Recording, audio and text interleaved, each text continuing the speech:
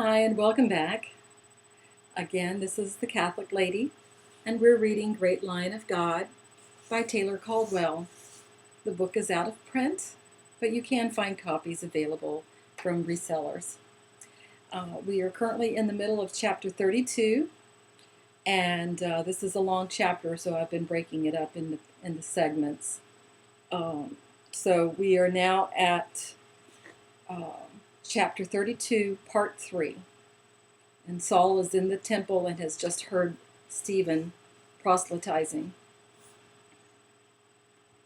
Saul could contain himself no longer. His whole body, his very flesh, appeared to him to gather to itself enormous strength and fury, and he advanced through the throng as if he walked alone and there was none in his path. He reached Stephen ben Tobias, who looked at him with a sudden and flashing smile of recognition. And Stephen made as if to speak, and he half lifted his hand, desirous of touching the other man. But Saul seized a burning brand on the altar, and he shook it in the face of the priest, then struck the altar with it in one violent movement. Sparks flew. The priest recoiled. The crowd craned and murmured, knowing this intruder. Saul raised his roaring voice, and he shouted to the priest, "Do you dare stand there and not protest the words of this blasphemer, who has told you that our temple will be destroyed and our holy city? Who would destroy them? This fellow and his followers, these so-called Nazareans, these cultists, these heretics. It is not enough that they have brought contention and bitterness and hatred between brethren in this sacred city and in our holy land. No, they have brought fear to us, the hard attention of the Roman. They have divided us, confused us, caused us to commit the sin of blasphemy and doubt, to look with derision on all that we hold holy, to flout the prophets, to weaken our resolution, to dissipate our strength." Excuse me.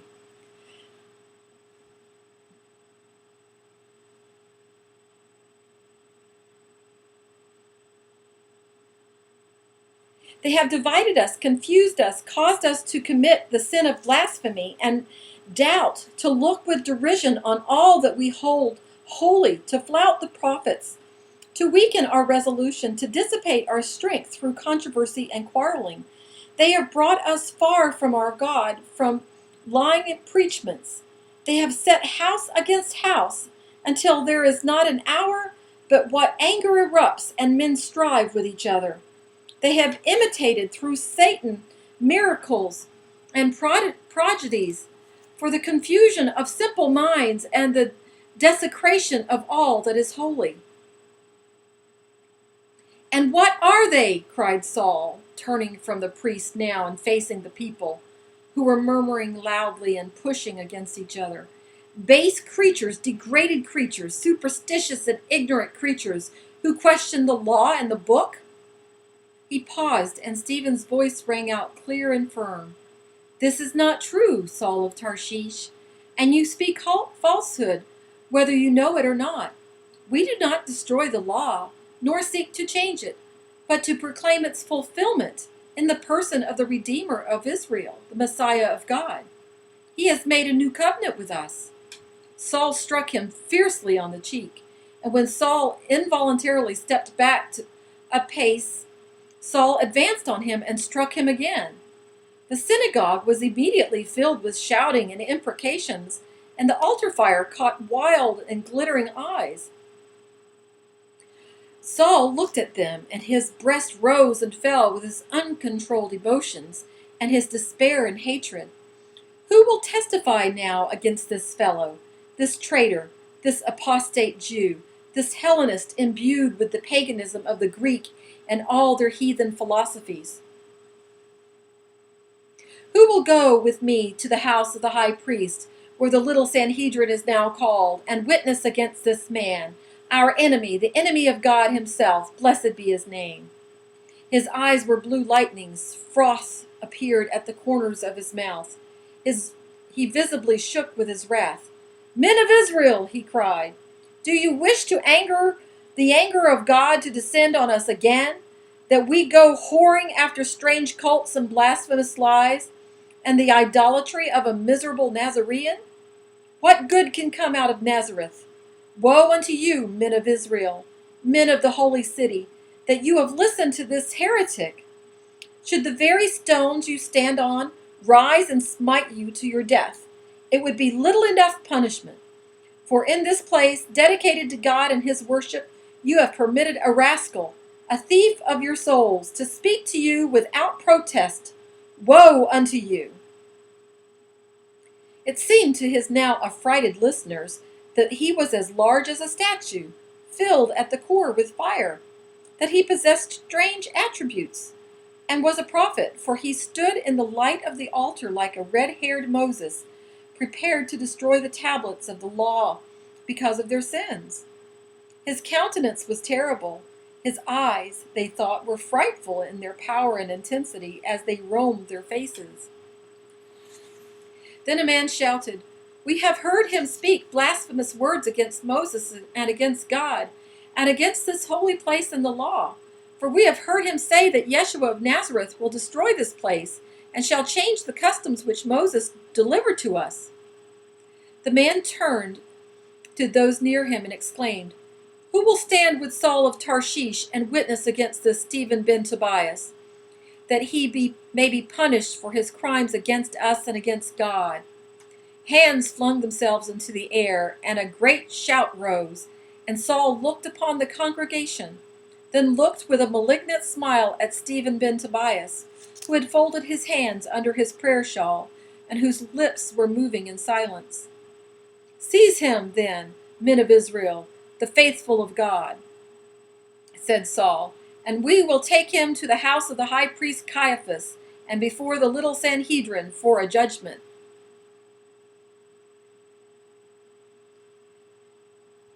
The crowd erupted into the street, and tossing those who awaited outside as a sea tosses sticks, and they were led by Saul ben Hillel, who was like a raging storm. The centurion looked upon him, and in a low voice to his men, "This is not of our affair, nevertheless let us follow where they go." Still he glanced with some compassion on the torn and bleeding Stephen ben Tobias, the patrician, who was being half carried and half dragged away from the synagogue, followed by the screaming and cursing mob.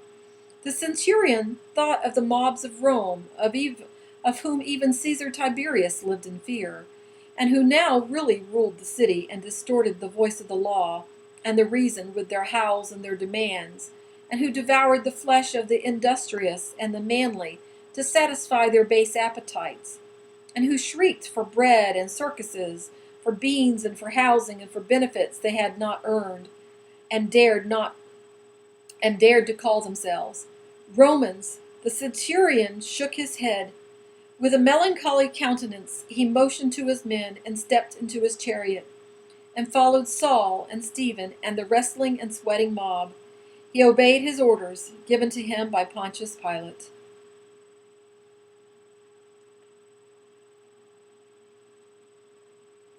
I'm going to stop here. There was a footnote right after the man who stood up in the crowd and shouted. He said, "For we have heard him speak blasphemous words against Moses and against God, and against this holy place and the law. For we have heard him say that Yeshua of Nazareth will destroy this place and shall change the customs which Moses delivered to us." The footnote is that was from Acts 6, verses 13 and 14. So now we'll continue. The high priest awaited the arrival of Saul and his prisoner, and so did the few members of the little Sanhedrin hastily summoned. Caiaphas said, "This will surely be the end of Stephen ben Tobias. For I know this Saul of Tarshish, and he is a man of vengeance, and of a certainty deliver us of the blasphemers." "I know the house of Tobias," said one judge, his eyes resolutely on the marble floor of the hall, and his expression inscrutable. "Let us hope that house does not exert its own vengeance." I have heard that they have secretly denounced their son Stephen, said another judge. The others sighed with relief. The judge said, they would not lift a hand either to help or avenge him, for he impudently exhorts them to give their riches to the poor, that they might have salvation.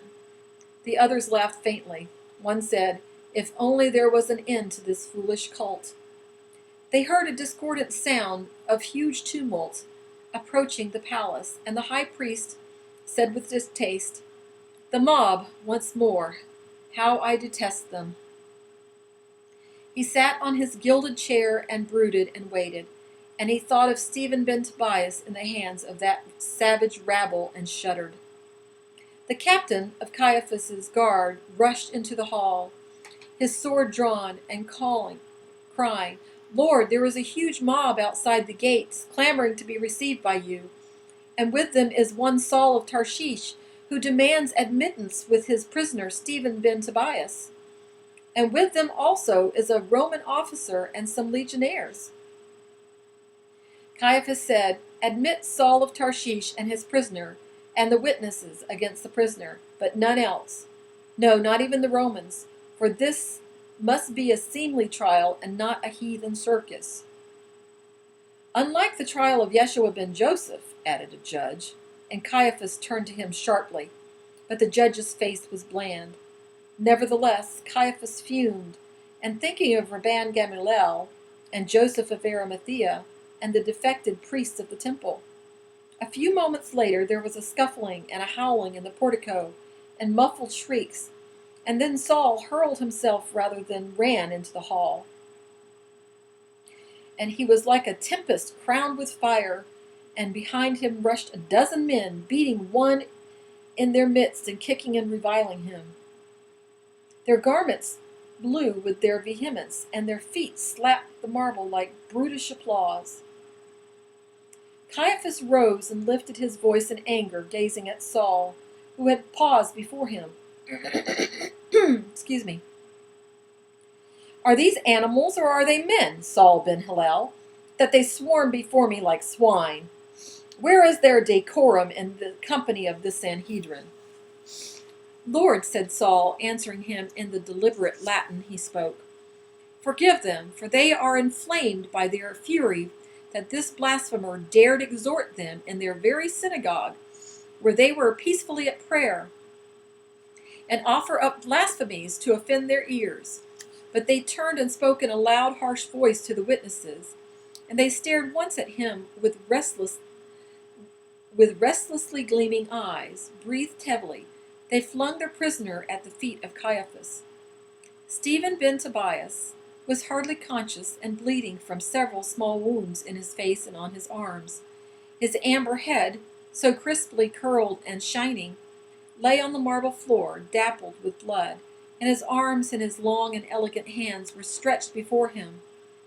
Now a deep silence suddenly filled the chamber, and the judges in their chairs craned to look upon this scion of a celebrated house, and some knew him and bit their lips and looked aside, and some were curious. Caiaphas closed his eyes briefly. He opened them to regard the disheveled witnesses in their many-colored garments, and he saw the lust to kill on their dark and bearded faces. And he thought, it matters not to them what this man has done or not done, or whether he blasphemed or not. For what do cattle know of blasphemy? They only wish to kill him. Then will this horror end? When will this horror end? Why has Israel been cursed with another new and militant sect? He said to Saul, is the prisoner dead or only fainted, and can he be aroused to answer to the charges? Request wine for him, Lord, said Saul, still speaking in Latin. He is not dead. Caiaphas clapped his hands, and when a slave appeared, he ordered wine. Then he hesitated. He loathed Saul as he loathed all contumacious and turbulent men, for they not only vexed his mind, but disturbed his digestion. In some manner, deftly and with all too human a dexterity, he had shifted the blame for the origin of the persecution of the blasphemers and the cultists from himself to Saul, and at times considered himself a sorely distraught man who desired only peace.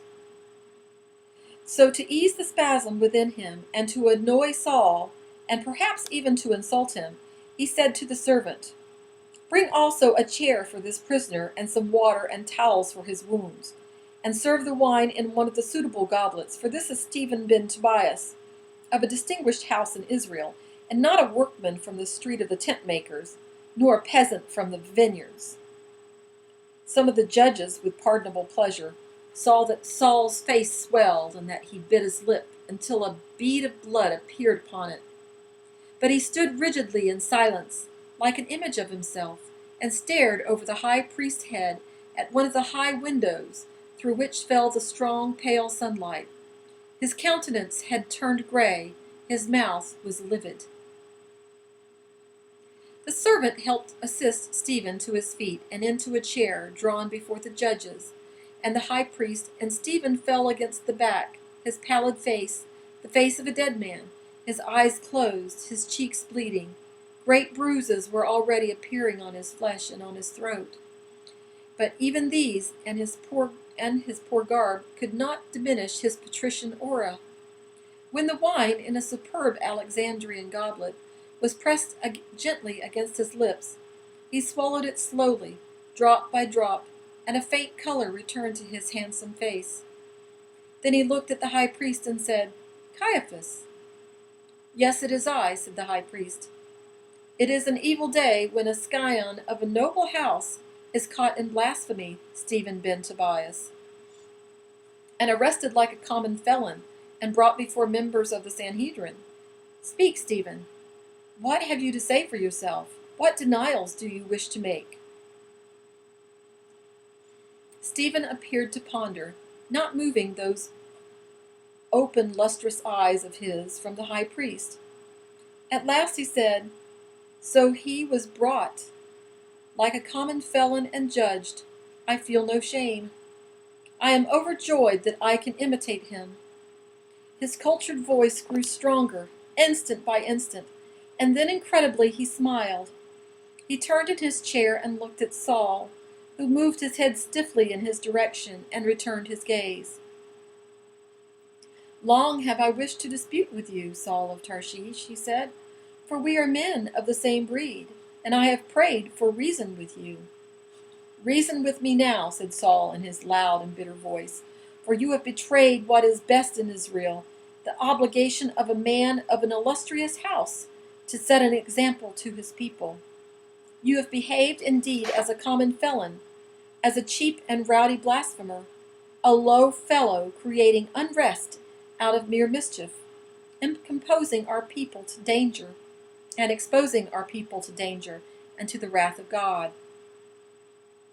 But before Stephen could answer him, Saul raised his hand peremptorily and said, "But what are you, Stephen ben Tobias, but a Hellenist, an apostate Jew who cannot honor the faith that has guarded Israel through the centuries, because he knows little or nothing about it, its histories and its saints and its prophets? No, rather you have idly embraced false gods and evil philosophies, and have been easily led into error and blasphemy." "I am prepared," said Saul, for his heart was filled with an unfathomable pain, "to have you confess that you have sinned out of ignorance, and out of lack of knowledge, and not out of conviction, and perhaps only to amuse an effete self." The judges glanced at each other in amazement, and the mouths of the heaving witnesses fell open, for the formidable Saul of Tarshish had offered the prisoner an escape, so that he could suffer perhaps only a few lashings and then be released. Saul did not understand even himself, and all the complex emotions wound one within another like many threads rolled together, which had impulsively moved him to suggest to Stephen how he could avoid the punishment of a true blasphemer, and so receive only a flogging and short imprisonment. Perhaps it had been Stephen's name and house, or perhaps the beauty of his face and the openness of his look and his youth, for he was younger than Saul and only on the threshold of full manhood. In some manner he reminded Saul of the boy Amos, his nephew. He had seen that at the very altar in the synagogue, even in his rage. It was possible that Stephen, with that keen insight which had come to him lately, understood all this, and his eyes welled and darkened with compassion, as if he, not Saul, was the accuser and the judge, and Saul the victim. Caiaphas said quickly, "Confess, Stephen ben Tobias, that you have been in error, and not out of conviction, but out of ignorance, as Saul of Tarshish has accused." But Stephen did not turn to him. He continued to contemplate Saul, and now a deep excitement filled his eyes, and the sweetest of smiles curled his Grecian lips. He rose slowly and feebly from his chair, and then stood beside it, his hand upon it to support himself.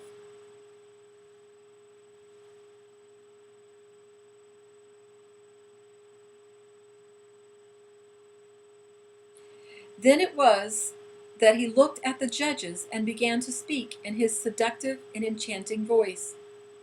"I have been accused of being an apostate Jew, with little knowledge of our sacred history and the saints and the prophets, and therefore inclined to misinterpretation and error. But lords, this is not true." He glanced strongly at Saul and said, "There is a worse betrayal even than that of a friend or a kinsman or a people, and that is betrayal of God, blessed be his name, and the betrayal of his truth." He turned to the judges and said, "Lords, hearken unto me, and tell me then in all justice, if I am a Jew ignorant of the history of our people." He embarked then on a long and eloquent dissertation on the history of his people and the saints and the prophets, and now there was no sound in the chamber at all but his compelling voice, and no gesture but his moving and graceful gesticulations, and even the witnesses did not shuffle their feet, and Caiaphas and the judges listened in astonishment, and Saul himself, in spite of his efforts, could not glance away from the glowing face near him. There was not an event, however obscure, how far away in the clouds of time, that Stephen did not relate, and it was as if he were telling an absorbing story which none had heard before. He spoke of Abraham and Jacob and Joseph and Moses and Aaron and Solomon and David with precision and deep knowledge. He had the cultured man's genius for assembling facts and presenting them logically, with no vague hesitations or uncertainties, but with absolute order and incisiveness.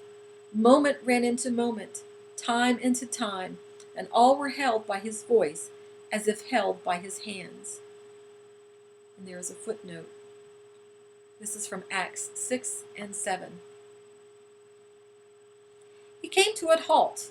It was understood that he had not finished, but he looked smilingly at the bemused judges and waited. Saul, too, seemed to be under a spell, and his face was wrinkled and drawn. Then Saul said, "A witness against you, one of those present, has declared that you have said of the temple, Yeshua ben Joseph of Nazareth will destroy this place and shall change the customs which Moses delivered to us. What have you to say in answer?" Stephen again, only addressing him, replied, "It is written in the Scriptures, Solomon built him a house. Howbeit the Most High dwells not in temples made with hands, said the prophet. Heaven is my throne, and earth my footstool. What house will you build me, said the Lord? Or what is the place of my rest? Has not my hand built all these things? The Messiah has told us, said Stephen, his voice deepening, of these things again, and reminding us that gilded houses made for God may be pleasing to man's reverence, and therefore to God. But men can pray and be heard in the open fields at their labor, and in their secret places, and not only in the synagogues and the temples, and in their beds and alone. These, he said, sorry, something fell. These, he said, and I have repeated them, and like him, have repeated the words of Solomon. for we have forgotten them, as men always forget, the words of God, and prefer to listen to their own desires. In quoting Solomon's words, was the Messiah a blasphemer? And am I too a blasphemer? Now Saul was freshly infuriated. He exclaimed, "You are a quibbler. We are astonished at your knowledge of your people and their sacred history, as you intended us to be astonished. I praise you for your erudition, but you have been accused of saying that Yeshua ben Joseph will destroy the temple. I never said that, nor did the Messiah, blessed be his name. He prophesied that our temple will be destroyed, our nation dispersed, and Jerusalem laid low, and the walls of her be broken down. But he repeated what the prophets before him had said, and he again prophesied that Israel will once more bloom as the rose after the days of tribulation." The witness against Stephen raised a shrilling cry. "He lies, he lies! I have with me men who will testify to his lies." And he turned violently on his companions and shouted, "Is it not so, men? Will you not swear by your fathers' beards that this is so?" He stamped his feet like a madman and glared like a beast.